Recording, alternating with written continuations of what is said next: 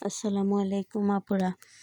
আজকে আপনারা লাগে একটা মজার ভর্তা লইয়া আইছি, দেখলে শিখতে পারবা এবং এই ভর্তাটা আপনারা খিচুড়ি বা ভাতের সাথে খাইতে খুব মজা পাইবা।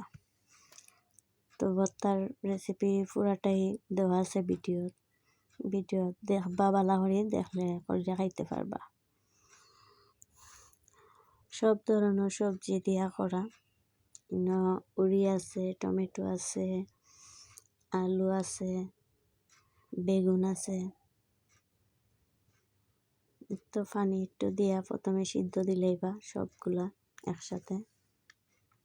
মরিচ, পেঁয়াজ, রসুন দিয়া একটু সিদ্ধ করে লইবা, একটু লবণ দিবা।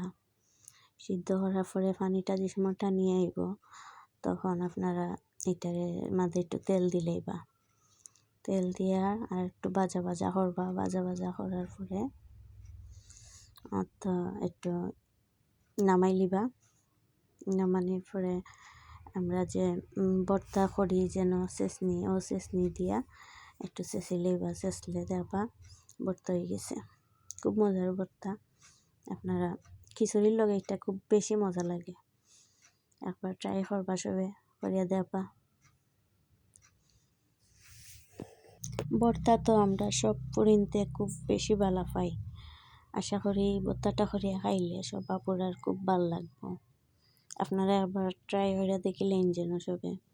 আর ভর্তা করার পরে বাটিত লওয়ার পরে খুব দেখতে লোভনীয় লাগে, খুব ভাল লাগে দেখতে, খাইতেও খুব মজা হয়েছে। আপনারা একবার করিয়া দেখবা।